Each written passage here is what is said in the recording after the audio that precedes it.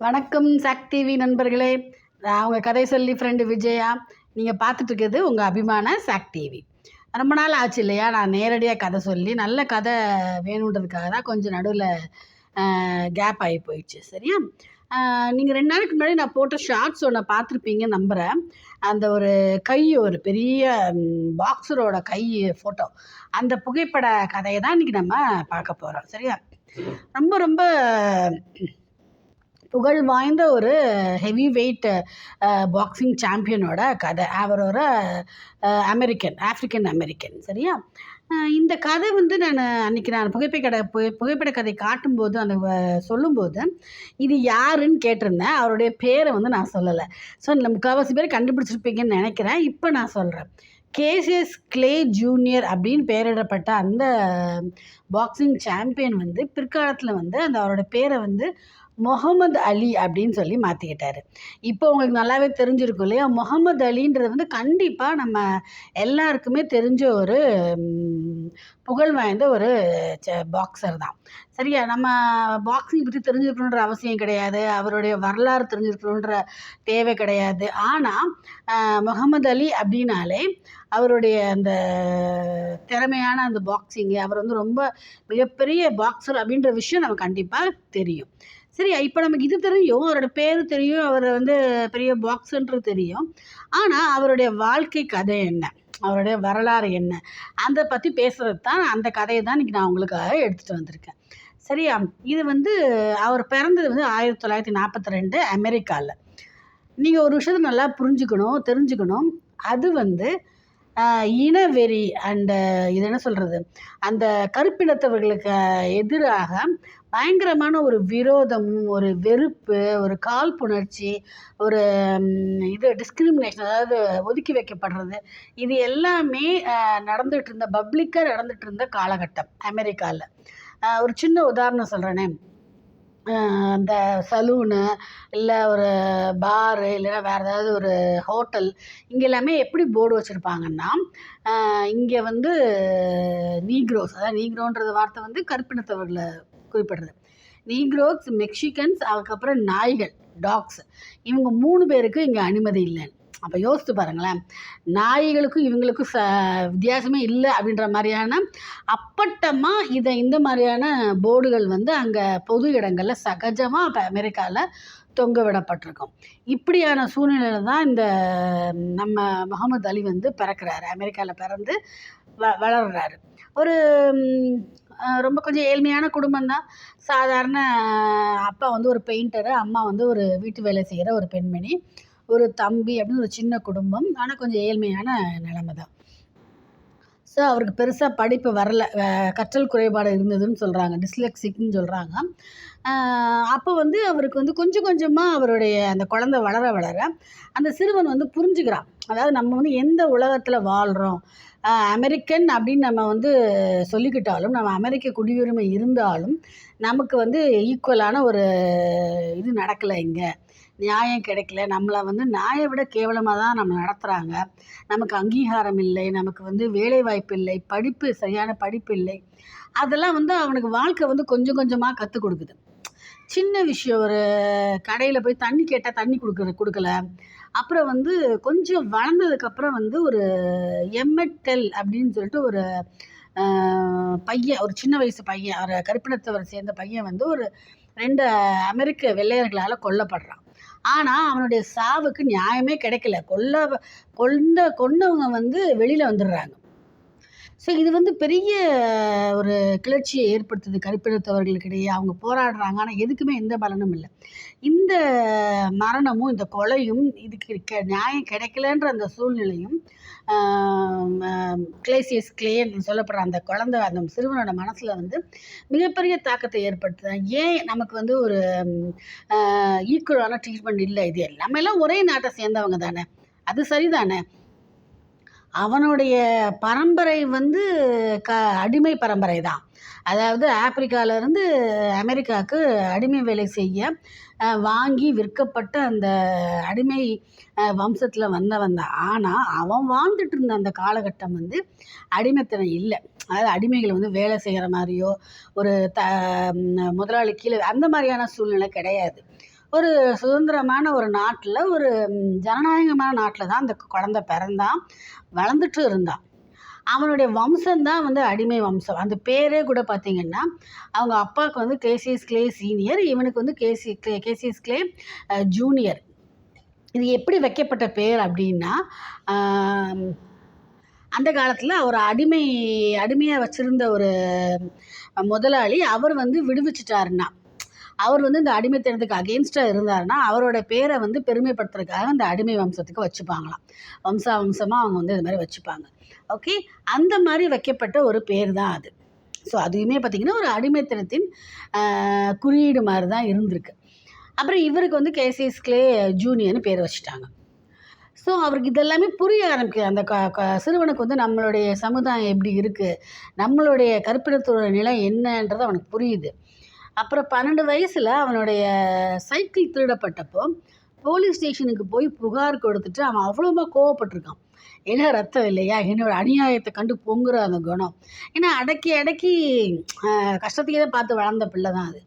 அப்போ அங்கே இருக்கிற போலீஸ் ஆஃபீஸர்கிட்ட போய் நான் அவனை அடிக்கணும், நொறுக்கணும், மூஞ்சியை பேக்கணும், அந்த மாதிரிலாம் சொன்ன உடனே அந்த போலீஸ் ஆஃபீஸர் வந்து, என்னப்பா இவ்வளோ கோவம் உனக்கு ஆகாது, இதை வந்து நீ வந்து இந்த கோவம் வந்து நியாயமாக இருந்தால் கூட இதால் எந்த விதமான ஆக்கப்பூர்வமான விளைவுகளும் வராது. இதை வந்து நீ ஆக்கப்பூர்வமாக ஆக்கணும்னா நீ வந்து ஒரு பாக்ஸிங் இதில் போய் விளையாட்டு முறையில் கற்றுட்டு விளையாடுவாங்க இல்லையா, அமெச்சூர் பாக்ஸர்ஸ், அந்த இடத்துல போய் நீ சேர்ந்து பாக்ஸிங் கற்றுக்கோ, ஸ்போர்ட்ஸில் வந்து நீ ஈடுபடு, உனக்கு வந்து வாழ்க்கை மாறும் அப்படின்னா. அவரே பார்த்திங்கன்னா அந்த போலீஸ் ஆஃபீஸரே ஒரு கோச்சு தான், ஒரு ட்ரெயினர் தான். நிறைய குழந்தைங்களுக்கு வந்து அவர் அமெச்சூர் பாக்ஸிங் கற்றுக் கொடுத்துட்டு இருந்தார். என்கிட்டயே கற்றுக்கோ, நான் வந்து உனக்கு சொல்லிக் கொடுக்குறேன்னு. இந்த பையனுக்கு வந்து பெருசாக அதில் ஆரம்பத்தில் ஆர்வம் இல்லை. அதுக்கப்புறம் அந்த மேட்சஸ் எல்லாம் வந்து டிவியில் பார்த்து ஓகே இதனால் நமக்கு ஒரு நல்ல விஷயம் நடக்கும், நல்லது கிடைக்கலான்ற ஒரு நம்பிக்கையில் அவன் சேர்றான், அவர்கிட்ட கற்றுக்குறான். அதுக்கப்புறம் வேறு கோச்சிட்ட போய் இன்னும் நல்லா பெட்டரான ட்ரைனிங் எடுத்துக்கிறான். அதை வந்து அவன் ஒரு தவம் மாதிரி அவன் அந்த விளையாட்டை எடுத்துக்கிட்டு அவன் பண்ணுறான். அமெச்சூர் ஸ்போர்ட்ஸில் வந்து 100 மேட்சஸ்க்கு மேலே அவன் விளையாடி இருக்கான். நிறைய பரிசுகள், நிறைய டைட்டில்ஸு, வாங்காத பட்டம் இல்லை. எல்லாத்துக்கும் மகுடம் வைக்கிற மாதிரி 18 வயசுலேயே பார்த்திங்கன்னா ரோமில் நடந்த ஒலிம்பிக்ஸில் போய் லைட் வெயிட் கேட்டகரியில் வந்து கோல்டு மெடலே அந்த பையன் வாங்கிட்டான். யோசித்து பாருங்கள், ஒரு அடக்கப்பட்ட ஒடுக்கப்பட்ட ஒரு சமுதாயத்தில் இருந்து எந்த பெரிய வசதிகளோ எந்த பெரிய சிபாரிசுகளோ அல்லது பின்புலமோ இல்லாத ஒரு சிறுவன் வந்து அமெரிக்கா அப்படின்ற மிகப்பெரிய நாட்டை வந்து ரெப்ரசன்ட் பண்ணி ஒலிம்பிக்கு போய் கோல்டு மெடல் வாங்கியிருக்கான். அவன் வீட்டுக்கு வரும்போது, நாட்டுக்கு வரும்போது அவன் என்ன எதிர்பார்த்து வந்திருப்பான்னு நீங்கள் நினைக்கிறீங்க? நம்மளாக இருந்தால் என்ன எதிர்பார்த்து வருவோம்? ஒரு நார்மலான ஒரு மனித இயல்பு என்ன, எதிர்பார்ப்பு என்ன? ஆஹா, நம்ம நாடு நம்மளை தூக்கி வச்சு கொண்டாடணும், நம்மளை தூக்கி வச்சு பெருமை பண்ணணும்னு நினச்சிட்டு தானே வந்திருப்பான் அந்த சிறுவன். ஆனால் அவனுக்கு அப்படி எதுவுமே கிடைக்கல. இது ஒரு வெள்ளை சிறுவன் வந்து அப்படி போய் ஜெயிச்சிருந்தா அந்த வரவேற்பு வேறு மாதிரி இருந்திருக்கும். ஆனால் இவனோட தோலோட நிறம் வந்து கருப்பு இல்லையா, அப்போ வந்து அவனுக்கு கிடைச்ச வரவேற்பு வந்து அவன் மனசில் ஒரு வேதனையும் தீராத வலியும் தான் ஏற்படுத்துச்சு. அப்போ கூட ஃப்ரெண்ட்ஸோடு போய் ஒரு ரெஸ்டாரண்ட்டில் போய் சாப்பாடு சாப்பிட போகிறப்போ, நீங்களாம் உள்ளே வரக்கூடாது போங்க. அப்போ இந்த ட்ரீட்மெண்ட் வந்து நமக்கு மாறவே மாறாது. நம்ம பேசினால் ஒழிய, நம்ம எதிர்த்தால் ஒழிய, நம்மளுடைய நிலைமை வந்து நம்ம நாடு தான், நம்ம இங்கே அடிமை கிடையாது. ஆனாலும் நம்ம மறைமுகமாக அடிமைகளாக தான் நடத்தப்படுறோம். இதுலேருந்து நம்ம வெளியில் வரணும், நம்ம இனம் வெளியில் வரணும் அப்படின்னா போராடணும். அதுக்கு நான் குரல் கொடுக்கணும். ஸோ எனக்கு ஒரு மேடை கிடச்சிருக்கு, எனக்கு ஒரு அங்கீகாரம் கிடச்சிருக்கு, என்னை எல்லாருக்கும் தெரியுது. என்கிட்ட நீட்டப்படுற மைக்கில் வந்து நான் கண்டிப்பாக இதை சொல்லுவேன்னு அவன் ஒரு உறுதி எடுக்கிறான். தான் பாதிக்கப்பட்டது மட்டும் இல்லை, தன்னை மாதிரி தனக்கு பின்னாடி இருக்கிற அத்தனை கருப்பின இளைஞர்களுக்கும் அது ஒரு வழிகாட்டியாக இருக்கணும், தன்னுடைய இனத்துக்கே ஒரு விடியலாக இருக்கணும்னு அந்த பையனோட மனசில் கொஞ்சம் கொஞ்சமாக அந்த எண்ணம் வந்து வேறு ஒன்றி வளருது. அதை அவன் வந்து ஒவ்வொரு இதுலேயும் வெளிப்படுத்துகிறான். அதாவது அவனுடைய பேட்டிகளில், அவனுடைய செயல்களில், அவனுடைய வெற்றியில் எல்லாத்துலேயுமே வந்து அவன் வந்து இந்த போராட்ட குணத்தை வந்து வெளிப்படுத்துகிறான். அதுதான் வந்து அந்த பாக்ஸிங் அந்த போட்டியில் வந்து ஒவ்வொரு வெற்றியாக அவனுக்கு கிடைக்கிது. இது வந்து இந்த போராட்டம் இந்த இந்த ஃபைட் அதான் அந்த சண்டைன்றது வந்து அந்த சிறுவன் வந்து அந்த பாக்ஸிங் ரிங்குக்குள்ளே மட்டும் பண்ணலை. இது வந்து ஒரே ஒரு போராட்டம் தான். அதாவது அந்த ஒரு எதிரியை எதிர்த்து அவன் அங்கே அடிக்கணும். ஆனால் அந்த சிறுவனோட வாழ்க்கை பூராவே போராட்டம் தான். அது பலவிதமான போராட்டங்கள் நம்ம ஒவ்வொன்றா அதை பார்ப்போம். அப்போ வந்து அவன் 22 வயசில் பார்த்திங்கன்னா மிகப்பெரிய ஒரு ஹெவி வெயிட் சாம்பியன். அப்போ ரொம்ப புகழ் வந்து சன்னி லிஸ்டன் அப்படின்றவரை எதிர்த்து அவன் சண்டை போட்டு அந்த இளைஞன் வந்து முதல் முறையாக சிறு வயது மிக இள வயதில் ஹெவி வெயிட் சாம்பியன்ஷிப் பட்டம் வாங்கின முதல் இளைஞன் அப்படின்னு சொல்லிட்டு பேரை வாங்குறாரு. ஓகே, அதுக்கப்புறம் வந்து அவர் வந்து நேஷன் ஆஃப் இஸ்லாம் அப்படின்னு சொல்லிட்டு ஒரு அமைப்பு, ஒரு முஸ்லீம் அமைப்பு, அவங்க கருப்பினத்தவர்களுக்கான போராட்டம் பண்ணுறது, அப்புறம் வந்து இனவெறி இது போராட்டம் பண்ணுறதுன்னு, அப்புறம் அந்த மதத்தை பரப்புறதுன்னு சில செயல்பாடுகளில் ஈடுபட்டு இருந்திருக்காங்க. அவங்களுடைய அந்த கருத்துக்களில் ஈர்க்கப்பட்டு இஸ்லாம் மதத்து மேலே உள்ள வந்த ஒரு ஈர்ப்புனால இவர் என்ன பண்ணுறாரு, மதம் மாறிட்டு தன் பேரையும் அவர் வந்து அந்த கேசிஎஸ் கிளேன்றது வந்து ஒரு அடிமைத்தனத்தோட குறியீடாக தான் அவர் நினச்சிட்டு அந்த பேரை முதல்ல மாற்றுவான். நான் என்னோடய தலைவிதியை மாற்றணும்னா என் பேரை மாற்றணும்னு சொல்லிட்டு அந்த பேரை வந்து முகமது அலின்னு அதுக்கப்புறம் தான் மாற்றுறாரு. அதை வந்து வெளிப்படையாக அறிவிக்கிறார். இதில் என்ன கொடுமை அப்படின்னா, அந்த மனுஷன் வந்து மாற்றிக்கிட்டாரு. ஆனால் அதுக்கப்புறம் ரொம்ப வருஷம் அவர் அந்த பேரை மித்தவங்க ஒத்துக்க வைக்கிறதுக்கு, மற்றவங்க அந்த பேரை சொல்லி அவரை கூப்பிடுறதுக்கே வந்து அவர் பெருசாக போராட வேண்டியது இருந்தது. யோசிச்சு பாருங்களேன், நான் என் பேரை மாற்றிக்கிட்டேன், தயவு செஞ்சு இந்த பேரை வச்சு வேறு பேரை வச்சு கூப்பிடுங்கப்பா அப்படின்னு சொன்னால் கூட, உன் பேர் கேசிஎஸ் கிளே தானே, நீ வந்து அந்த அதாவது அதை டிரெக்டாக சொல்ல மாட்டாங்க சரியா, ஆனால் நீ வந்து அடிமைத்தனத்தில் அடையாளமாக இருக்கிற அந்த பேரை கொண்டவன் தானே அப்படின்றத டிரெக்டாக சொல்லாட்டா கூட, உன் பேருக்கு முன்னாடி கேசிஎஸ் கிளே தானே, அந்த பேரை அந்த பேரை வச்சு தான் நான் கூப்பிடுவேன். இது வந்து பேட்டி எடுத்த இன்டர்வியூவர்ஸ், அதுக்கப்புறம் போகிற இடத்துல இருந்த மக்கள், அதுக்கப்புறம் மீடியாவில் இருந்த மக்கள், அதுக்கப்புறம் எதிர்த்து போட்டி போட்ட அந்த போட்டியாளர், ஏன்னா அவரை தூண்டுறது ஒரு அக்ரெசிவான ஸ்போர்ட்ஸ் இல்லையா, தூண்டுறதுக்கு அவரை கடுப்பேற்றுறதுக்கு இந்த பேர் தான் யூஸ் பண்ணியிருக்காங்க. அவருக்கு பிடிக்கலை, அவரை மாற்றிக்கிட்டேன்னு சொன்னால் கூட அதை ஏற்றுக்காமல் அதை திரும்ப திரும்ப அந்த பேரை சொல்லி கூப்பிட்டு அவரை கடுப்பேற்றிருக்காங்க. அந்த பேரை மாற்றி முகமது அலின்னு அவர் தன்னை அடையாளப்படுத்தி தன்னை கூப்பிட வைக்கிறதுக்கே அவருக்கு பல வருஷங்கள் ஆயிருக்கு. ஆனால் அந்த பேர் தான் இன்றைக்கி அவருக்கு அடையாளமாகவே இருக்குது, அது வேறு விஷயம். ஆனால் இதுவே ஒரு போராட்டம் தான் அவருக்கு. அப்புறம் பாக்ஸிங்லேயும் போராட்டம், பல விதமான போராட்டங்கள். ஆனால் எல்லாத்துலேயுமே அவர் ஜெயிச்சு வராரு. அது நிறைய போட்டிகளில் அவர் ஜெயிச்சு பெரிய லெவலில் வராரு. அது ஒரு தனி கதை. அப்புறம் 1962 அப்போ அமெரிக்காவில் இருந்த ஒரு சட்டம். அதாவது அப்போ வந்து அமெரிக்கா வந்து பல்வேறு அரசியல் காரணங்களுக்காக, அமெரிக்காவை விட ரொம்ப ரொம்ப ஒரு சின்ன நாடு. அதாவது என்ன சொல்கிறது, ஒரு எறும்பு புத்தை வந்து ஒரு யானை போய் மிதிச்சா எப்படி இருக்கும், அந்த மாதிரி வியட்நாம்ன்ற ஒரு அந்த சின்ன குட்டி ஆசிய நாடை வந்து அமெரிக்கா போய் வெறியாட்டம் ஆடிட்டு இருந்தது அங்கே போய் போருன்ற பேரில். அதுக்கு பல அரசியல் காரணங்கள், அதுவே ஒரு பெரிய தனி கதை, அது தனியாக நம்ம பார்ப்போம் இன்னொரு வீடியோவில். ஸோ இந்த சமயத்தில் பார்த்திங்கன்னா தகுதியுள்ள ஆண்கள் எல்லாருமே அங்கே போய் அது சண்டை போடணும், அங்கே வியட்நாமில் போய் அமெரிக்கா சார்பாக. அப்போ இவருக்கும் அந்த மாதிரி போகணும்னு சொன்னப்போ அவரை பற்றின கதையை நான் சின்ன வயசில் கேட்கும்போது இந்த ஒரு விஷயம் தான் என்னை ரொம்ப ரொம்ப அவர் மேலே ஒரு மதிப்பு வர வச்சது. ரொம்ப ரொம்ப அவரை வந்து எனக்கு பிடிக்க வச்ச விஷயம் இதுதான். ஏன்னா பர்சனலாகவே எனக்கு வந்து வியட்நாம் போர் வந்து எனக்கு சுத்தமாக பிடிக்காது. அமெரிக்கா பண்ணது அநியாயம் அப்படின்றது என்னுடைய கருத்து. அதே தான் அவரும் சொல்லியிருக்காரு. நான் எதுக்கு சம்மந்தமே இல்லாத ஒரு நாட்டுக்கு போய் நான் வந்து யூனிஃபார்ம் போட்டுட்டு நான் வந்து எனக்கு யாருன்னே தெரியாது அந்த எதிரி, அவன் ஒரு அப்பாவி மனுஷனாக தான் இருப்பான், அவனை போய் நான் ஏன் கொல்லணும்? என் நாட்டில் என் மக்களை நீங்கள் ஏற்றுக்கலை, நீங்கள் வந்து எங்களை வந்து டிஸ்கிரிமினேட் பண்ணுறீங்க, எங்களுக்கு சாப்பாடு இல்லை, நல்ல கல்வி இல்லை, இப்போ வேலை இல்லை, எங்களை வந்து ஈக்குவலாக நடத்தப்படலை. நாங்கள் இங்கே இருந்து நான் என் மக்களுக்காக போராடணும், நான் என் நாட்டுக்கு அகெயின்ஸ்டாகவே நான் போராட வேண்டிய சூழ்நிலை இருக்கும்போது நான் எதுக்காக இன்னொரு நாட்டில் போய் இன்னொருத்தனை கொல்ல வேண்டிய அவசியம் என்ன? இன்னொன்று, நான் வந்து தேசப்பற்று இல்லாதவன் கிடையாது. என் நாடு அமெரிக்காவுக்கு வந்து ஒரு ஆபத்து வருது, இன்னொரு நாடு வந்து படையெடுத்து வருது, என்னை வந்து அச்சுறுத்தல் இருந்தால் நான் ஆளாக யூனிஃபார்ம் போட்டுட்டு என் நாட்டுக்காக இப்போ உயிரை கூட விடுவேன். ஆனால் இன்னொரு அப்பாவி நாட்டுக்கு போய் அப்பாவி மக்களை கொல்ல முடியாது, நான் போக மாட்டேன் அப்படின்னு அந்த மனுஷன் எதிர்த்து நின்னார். எப்படி அமெரிக்கன் கவர்மெண்ட் அவ்வளோ பெரிய அந்த இதையே வந்து அவர் எதிர்த்து நின்னார். அது ரொம்ப ரொம்ப எனக்கு ரொம்ப பிடிச்சிருந்தது. அதாவது மக்களுக்குமே பார்த்திங்கன்னா முதல்ல வந்து அவர் வந்து ஒரு தேசப்பற்று இல்லாதவர், தேச துரோகி அப்படின்னு சில வெள்ளை இன வெறியர்கள் அவரை முத்திரை குத்துனா கூட கருப்பினத்தவரோட மதிப்பை வந்து அவர் பெற்றுட்டார். அதுக்கப்புறம் வெள்ளை அமெரிக்கர்களே பார்த்திங்கன்னா நிறைய பேருக்கு வந்து அந்த போர் தேவையில்லாத ஒரு விஷயம், நிறைய பண விரயமாகுது, நேர விரயம். இங்கேருந்து குடும்பத்தை அந்த போர் வீரர்களை யோசித்து பாருங்களேன். அங்கே போய் யாரையோ கொல்ல தான் போகிறான், ஆனால் அவனுடைய வேலையை பார்த்துட்டு சந்தோஷமாக குடும்பத்தோடு இருக்க வேண்டிய ஆள் குடும்பத்தை பிரிஞ்சு அங்கே போய் எங்கேயோ ஒரு தூர தேசத்தில் போய் அவன் உயிரை விடணும், இல்லை உயிரை எடுக்கணும். ஸோ அது காமன் பீப்புளுக்கு வந்து பிடிக்கல. எதுக்கு இந்த போர், எதுக்கு, என்ன அவசியம் இருக்குது அப்படின்னு நிறைய மக்கள் வந்து காமன் மக்களுக்கு வந்து அந்த எண்ணம் இருந்தது.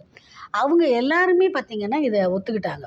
முகமது அலியோட இந்த கருத்தை வந்து ஏற்றுக்கிட்டாங்க. சரிதான், அது வந்து அவர் சொன்னது சரிதான், நான் வந்து போர் புரிய மாட்டேன், இந்த போருக்கு நான் போக மாட்டேன்னு அவர் சொன்னது சரிதான்னு வந்து மக்கள் வந்து மக்களுக்கு அவர் மேலே மதிப்பு கூட ஆரம்பிச்சது. ஆனால் சட்ட சிக்கல், சட்ட போராட்டம் ஆரம்பிச்சது. என்னென்னா அவர் மேலே கேஸ் போட்டாங்க. இந்த மாதிரி நீ வந்து நாட்டுக்கு துரோகம் பண்ணுற, நான் கவர்மெண்ட் சொன்னதை கேட்கல அப்படின்னு சொல்லிட்டு. அப்புறம் அவருக்கு 5 வருஷம் ஜெயில் தண்டனையும் பல ஆயிரக்கணக்கான டாலர்ஸ் ஃபைனும் கட்டணும்னு சொல்லியிருக்காங்க. ஆனால் அவர் மேல்முறையீடு பண்ணுறாரு. இதில் அவர் ஜெயிலுக்குன்னு போய் இருக்கலை, ஆனால் வந்து நிறைய மனப்போராட்டங்கள், அவருடைய அந்த தொழிலில் வந்து பார்த்திங்கன்னா அவ்வளோ பின்னடைவுகள். என்ன ஆயிடுச்சுன்னா, அவருக்கு வந்து அமெரிக்காவில் இருந்த எந்த ஒரு ஸ்டேட்லேயுமே போய் பாக்ஸிங் விளையாட முடியாத அளவுக்கு அவர் லைசன்ஸை கேன்சல் பண்ணிட்டாங்க. அவர் வந்து வெளிநாட்டிலையும் போய் அது விளையாட முடியாது, பாஸ்போர்ட்டு வந்து பறிச்சிட்டாங்க. அதுக்கப்புறம் ஹெவி வெயிட் சாம்பியன் சொல்லிட்டு வாங்கின அந்த பட்டம், அந்த எல்லா விதமான டைட்டில், அதை எல்லாத்தையுமே பறிச்சிட்டாங்க. ஸோ அவரை வந்து அவருடைய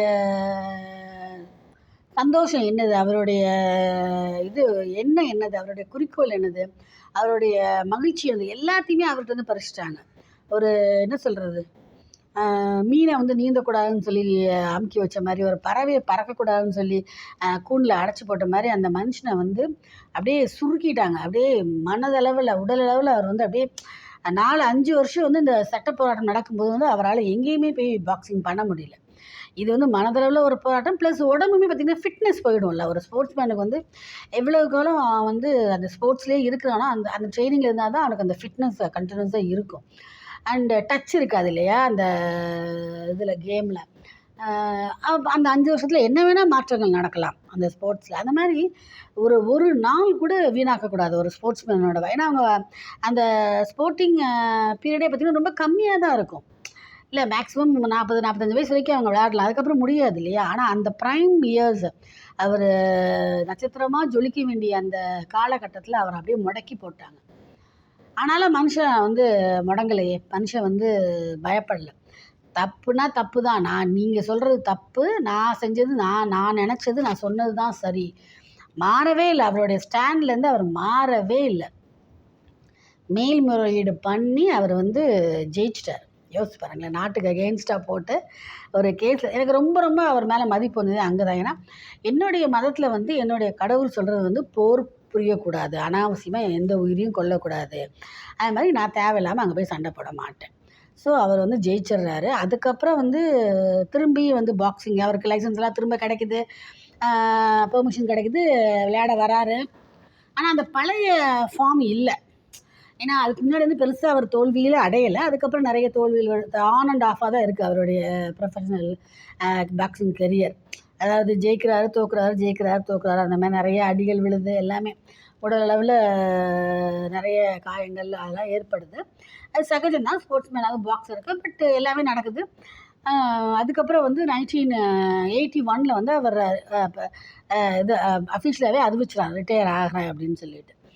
இதுக்கு நடுவுலேயே பார்த்திங்கன்னா அவருக்கு வந்து அதுக்கப்புறம் வந்து பார்த்திங்கன்னா பார்க்கின்சன்ஸ் டிசீஸ் அப்படின்னு சொல்லிட்டு ஒரு மூளை மற்றும் நரம்பு சம்மந்தப்பட்ட நோய் தாக்குது. ரொம்ப யங் ஏஜ்லேயே தாக்கிடுச்சு அவரை. ஒரு ஃபிசியோதெரபிஸ்ட் தான் எனக்கு நல்லாவே தெரியும் அந்த நோய் வந்து எவ்வளோவுக்கு எவ்வளோ ஒரு மோசமான நோய் அப்படின்னு சொல்லிட்டு. அதாவது உயிர்கொல்லி நோய் கிடையாது. ஆனால் கொஞ்சம் கொஞ்சமாக ஒரு மனுஷனை வந்து உருக்குலைச்சு செயலிழக்க வைக்கக்கூடிய ஒரு நோய் அது. அவர் என்ன சொல்லியிருப்பாருன்னா, fly like a butterfly, sting like a bee அப்படின்னு. இந்த விஷயம் இந்த நேரத்தில் உங்ககிட்ட ஒரு மன்னிப்பு கேட்கணும். நான் வந்து அன்றைக்கி இந்த ஷார்ட்ஸ் போடும்போது அந்த கையை வச்சு போடும்போது வந்து குளவி மாதிரி கொட்டணும் அப்படின்னு சொல்லிட்டு ஒரு ரைமிங்காக உளறிட்டேன். ஆக்சுவலாக வந்து அது தேனி மாதிரி கொட்டணும்னு தான் அவர் சொல்லியிருக்காரு. சரிங்களா? அதனால் மன்னிச்சிடுங்க தப்புக்கு. ஒரு டெக்னிக்கல் எரர் ஆகி போயிடுச்சு. ஓகே. ஸோ வந்து நீ பட்டாம்பூச்சி மாதிரி பறக்கணும். ஆனால் நீ வந்து குளவி திரும்பி அப்படி வருது பாருங்க. தேனி மாதிரி கொட்டணும் அப்படின்றது தான் அவருடைய அந்த வார்த்தைகள். அதாவது ஒரு பாக்ஸர் அவரோட பாக்ஸிங் ஸ்டைல் என்னன்றதை வந்து அவர் அவ்வளோ கவித்துவமாக சொல்லியிருப்பாராமா. ஸோ அப்படி இருந்த ஒரு துருன்னு இருந்த ஒரு மனிதர். அவர் வந்து ரொம்ப என்ன சொல்கிறது, ரொம்ப ஸ்ட்ராங்கஸ்ட் அப்படின்னு அந்த கேட்டகரியில் வரமாட்டார். அவரை விட பெரிய ஆஜானுபாகுவா ஸ்ட்ராங்கர் பாக்ஸர்ஸ்லாம் இருந்திருக்காங்க. ஆனால் இவருடைய ஸ்டைல் என்னென்னா பயங்கர ஃபாஸ்ட். அவரோட கால்கள் வந்து பயங்கரமாக ஃபாஸ்ட்டாக மூவ் ஆகுமா, ஃபாஸ்ட் மூவர். அதுக்கப்புறம் பஞ்சஸ் அதுவும் பார்த்திங்கன்னா பயங்கர ஃபாஸ்ட்டாக இருக்குமா. ஸோ அதனால தான் அந்த எதிரியை வந்து அவரால் எதிர்கொண்டு வெற்றி அடைய முடிஞ்சிருக்கு. ஸோ இது எல்லாமே இந்த வியாதி என்ன பண்ணும், பார்க்கின்சன்ஸ் என்ன பண்ணுன்னா கொஞ்சம் கொஞ்சமாக உங்களுடைய அந்த மூமெண்ட்ஸ் அந்த இது இருக்குங்க, அது வந்து பார்த்திங்கன்னா கொஞ்சம் கொஞ்சமாக வந்து உங்களுக்கு ஸ்லோவாகும். செய்கிற வேலைகள் வந்து ரொம்ப ரொம்ப ஸ்லோவாகும். நடை தளரும். நடை வந்து ரொம்ப ரொம்ப ஸ்லோவாகும். உங்களால் ஒரு சேர்லேருந்து எந்திரிக்கிறதுக்கே நேரம் ஆகும். எந்திரிக்க முடியாது. ஒரு மூமெண்ட்டை வந்து உங்களால் இனிஷியேட் பண்ண முடியாது. நடை வந்து ரொம்ப ரொம்ப ஸ்லோவாகும். டக்குன்னு திரும்ப முடியாது. பேச்சு வந்து குளற ஆரம்பிச்சிடும். சரியா? அதுக்கப்புறம் வந்து பார்த்திங்கன்னா சும்மாவே இருக்கும்போது நம்ம நார்மலாக உட்காந்துருக்கும் போதே பார்த்திங்கன்னா கைகள் நடுக்கம் இருக்கும். ட்ரெம்மர்னு சொல்லுவோம். கை நடுக்கம் இருக்கும். இந்த மாதிரி அப்படியே கொஞ்சம் கொஞ்சமாக மனுஷனை வந்து அப்படியே தசைகள் எல்லாம் அப்படியே இறுகி கல் மாதிரி ஆகிடும். அப்படியே ஒரு ரோபோட் மாதிரி தான் நடக்க ஆரம்பிப்பான் அந்த மனுஷன். அவனுடைய டெய்லி ஆக்டிவிட்டீஸை அவனால் பண்ண முடியும். இந்த மாதிரி இந்த அளவுக்கு உருக்குலைச்சு செயலிழக்க வைக்கக்கூடிய நோய் தான் அந்த பார்க்கின்சன் டிசீஸ். யோசித்து பாருங்களேன். அப்படியே துருன்னு உற்சாகமாக பயங்கர இதாக ஸ்ட்ராங்காக இருந்து சண்டை போட்ட ஒரு மனிதருக்கு இந்த வியாதி வந்து எவ்வளோ கொடுமை இல்லையா? அவர் வந்து சட்ட சிக்கல், அதுக்கப்புறம் சட்ட போராட்டம், அதுக்கப்புறம் இனவெறிக்கு அகெயின்ஸ்டாக போராட்டம், மக்களுக்காக குரல் கொடுத்துக்கிட்டே தான் இருந்தார். எப்போ அவருக்கு வாய்ப்பு கிடைச்சதோ அவர் வந்து ஜெயிச்ச உடனே அந்த ஹெவி வெயிட் சாம்பியன்ஸ் ஜெயிச்ச உடனே அவர் என்ன போய் கத்துனாருன்னா, ஐ ஆம் த கிரேட்டஸ்ட், ஐ ஆம் த ப்ரிட்டியஸ்ட் இந்த வேர்ல்டு. நான் தான் உலகத்திலேயே சிறந்தவன், நான் தான் இந்த உலகத்திலேயே அழகானவன் அப்படி. உண்மையிலே ரொம்ப அழகான மனிதருங்க. ரொம்ப அழகான மனிதர். ரொம்ப அழகான பேச்சு. அவருடைய பேச்சை கேட்டிங்கன்னா நீங்கள் ரசிகர் இல்லை, அடிமையாக ஆயிடுவீங்க. அவ்வளோ அவர் இன்டர்வியூஸ்லாம் போய் கேட்டு பாருங்கள், அவ்வளோ சூப்பர்வாக இருக்கும். ஃப்ளோ பார்த்திங்கன்னா அப்படியே ஒரு பேச்சு தான். ஆனால் அந்த பேச்சையே பார்த்திங்கன்னா கவிதை நிலையில் தான் அவர் பேசுவார். அப்படியே ரிதமிக்கலாக இருக்கும். ரொம்ப அருமையான ஆங்கிலத்தில் அவ்வளோ கேட்க இனிமையாக இருக்கும் அவருடைய பேச்சு. அப்படிலாம் இருந்த ஒரு மனிதர் வந்து இப்போ எல்லா போராட்டம், இனவெறி போராட்டம், அப்புறம் சட்ட போராட்டம், அதுக்கப்புறம் பாக்ஸிங் போட்டியில் வந்து போராட்டம், இதெல்லாம் கடந்து வந்த மனுஷன் வந்து நோய்க்கு எதிராகவும் போராட வேண்டியதாகிடுச்சு. ஸோ அவர் ஏற்றுக்கிட்டார். அதை வந்து வெளிப்படையாக சொல்லிட்டார். எனக்கு இந்த மாதிரி பார்க்கின்சன்ஸ் இருக்குது, அதனால தான் என்னோடய பேச்சு வந்து குளறுதுன்னு ஒரு இன்டர்வியூவில் வந்து ஒத்துக்கிட்டார். ஸோ போராடி கடைசி வந்து 2016 வந்து அந்த துருதுருன்னு இருந்த பட்டாம்பூச்சி மாதிரி இருந்த அந்த மனிதர், தேனி மாதிரி சுறுசுறுப்பாக எதிரிகளை தாக்கின அந்த மனிதர் வந்து பார்க்கின்சன் வியாதியால் மிகவும் பாதிக்கப்பட்டு கடைசி அவருடைய மரணத்தை அவர் தழுவிட்டார். ஸோ அவர் வந்து பாக்ஸிங்கில் வந்து பெரிய ஆள், அவர் நல்ல பாக்ஸர், அதனால தான் மக்களுக்கு பிடிச்சதான்னு கேட்டிங்கன்னா அப்படி நான் சொல்ல மாட்டேன். ஏன்னா பாக்ஸிங் எத்தனை பேர் பார்த்துருவாங்க, இல்லை பாக்ஸிங் எத்தனை பேருக்கு பிடிக்கும், சொல்ப மக்கள் தான் இல்லையா? ஆனால் அப்படி கிடையாது. அவர் அந்த பப்ளிக்கில் வந்து அவர் பேசினது, அவர் தைரியமாக இருந்தது, உறுதியாக இருந்தது. நான் போருக்கு போக மாட்டேன் அப்படின்ற அந்த உறுதி, தான் மக்களுக்காக குரல் கொடுத்த அந்த ஒரு தைரியம். நான் வந்து நல்லா வந்துட்டேன், நான் காசு சம்பாத்தியம் பண்ணிட்டேன், பேர் புகழும் கிடச்சிச்சு, நான் நிம்மதியாக இருக்கலான்னு நினைக்கல அவர். நான் கவர்மெண்ட்டை எதிர்த்தா எனக்கு வாழ்க்கை போகலாம், இருந்தாலும் நான் எதிர்ப்பேன். என் மக்களுக்காக ஒடுக்கப்பட்டவங்களுக்காக நான் என்றைக்குமே குரல் கொடுப்பேன்னு இருந்த அந்த உறுதி, அப்புறம் கடைசி வரைக்கும் தன்னுடைய அந்த ஸ்டாண்ட்லேருந்து மாறாமல் இருந்தது. என்னுடைய முடிவு இதுதான், நான் மாற மாட்டேன்னு இருந்த அந்த கன்விக்ஷன், அந்த உறுதி.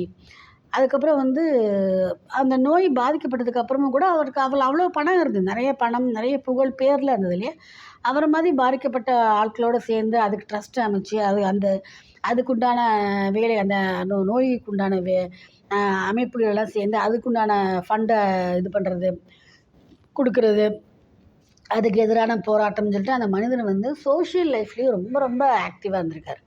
அவருடைய பேச்சு கேட்டிங்கன்னா எப்படி இருக்குன்னா, என்ன சொல்கிறது, அது அந்த பல 100 வருடங்களாக, பல 100 வருடங்களாக ஒடுக்கப்பட்ட ஒரு சமுதாயத்தோட குரல் தான் அவர். ஆனால் அந்த குரலில் பார்த்தீங்கன்னா, அவர் பாக்ஸிங் ரிங்குக்குள்ளே தான் வந்து ரொம்ப ஆக்ரோஷமாக ட்ராஷ் டாக்கெல்லாம் இருக்கும். ஆனால் அந்த இன்டர்வியூஸில் பார்த்தீங்கன்னா, முக்கால்வாசி வெள்ளையர்கள் தான் வந்து பேட்டி எடுத்திருப்பாங்க. ஆனால் அவங்களே விழுந்து விழுந்து சிரிப்பாங்க.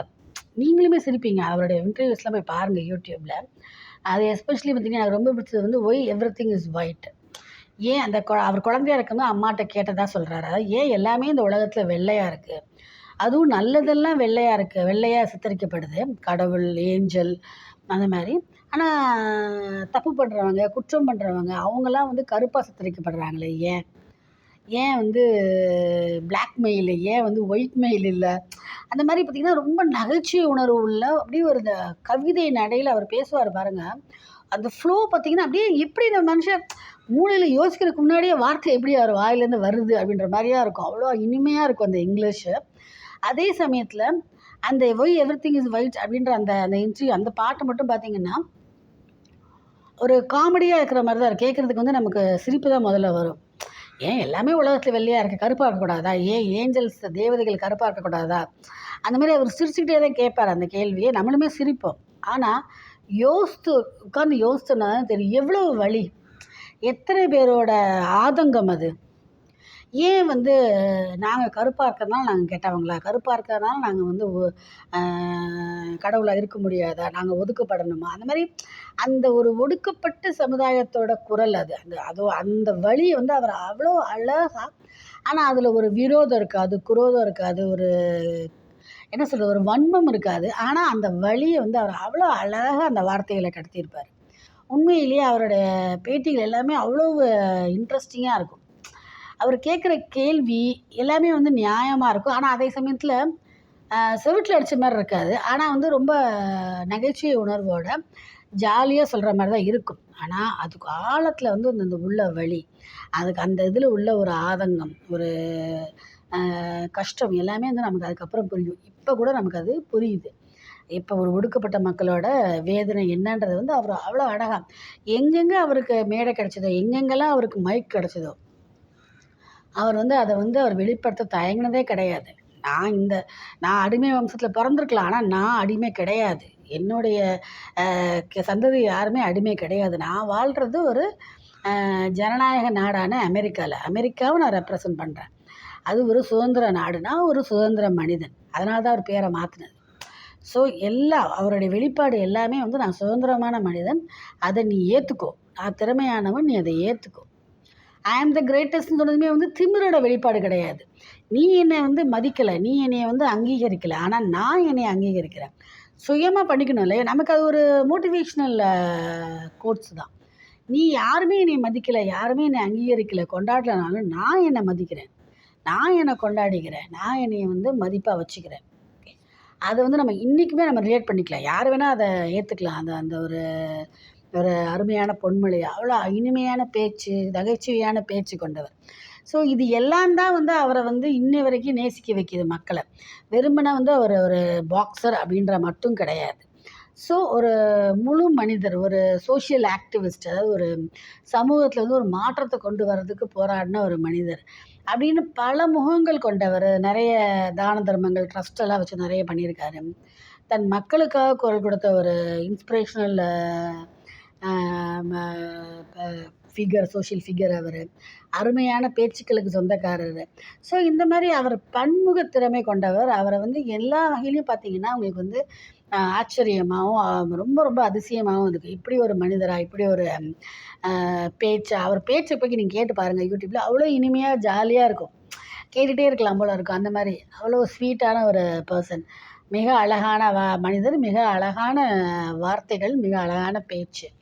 ஸோ இந்த கதை வந்து பார்த்திங்கன்னா, அவங்க எல்லாருக்கும் பிடிச்சிருக்குன்னு நான் நம்புகிறேன். ஒரு பெரிய மாவீரனோட கதை. அதாவது வந்து அந்த குத்துச்சண்டை போட்டியில் மட்டும் கிடையாது. மீதி எல்லாத்துலேயுமே அவர் வாழ்க்கையில் இருந்த எல்லா இதுலேயுமே பார்த்திங்கன்னா, அவர் வந்து போராடி இருக்காரு. போராடி வென்றிருக்காரு. ஒரு மாவீரனாக தான் இருந்திருக்காரு. அந்த மாவீரனோட கதையை வந்து உங்களுக்கு வந்து நான் வந்து ஒரு நல்ல உணர்வுபூர்வமாக சொன்னேன். உங்களால் அதை கனெக்ட் பண்ணிக்க முடியுது. அந்த மனிதரோட கதையிலேருந்து நான் வந்து நிறைய விஷயம் கற்றுக்கிட்டேன். நீ வந்து அதை ரொம்ப நல்ல விதமாக எடுத்து சொன்ன அப்படின்னு நீங்கள் நம்புனீங்கன்னா, நினச்சிங்கன்னா, தயவு செஞ்சு இந்த வீடியோக்கு லைக் போடுங்க. இந்த வீடியோவை நீங்கள் யாருக்காவது ஷேர் பண்ணி விடுங்க. போகிற போக்கில் ஒரு பொது சேவை தானே. அப்புறம் சாக் டிவியை வந்து நீங்கள் சப்ஸ்கிரைப் பண்ணுங்கள், பெல் பட்டனை அமுக்குங்க. எப்போவுமே வந்து சாக் டிவியை பார்த்துட்டே இருங்க, கதைகளை கேட்டுக்கிட்டே இருங்க. உங்களுக்காக நல்ல நல்ல கதைகளை நான் கொண்டு வந்துகிட்டே இருப்பேன் எப்போவுமே. வணக்கம். உங்கள் கதை சொல்லி ஃப்ரெண்ட் விஜயா. பாய்.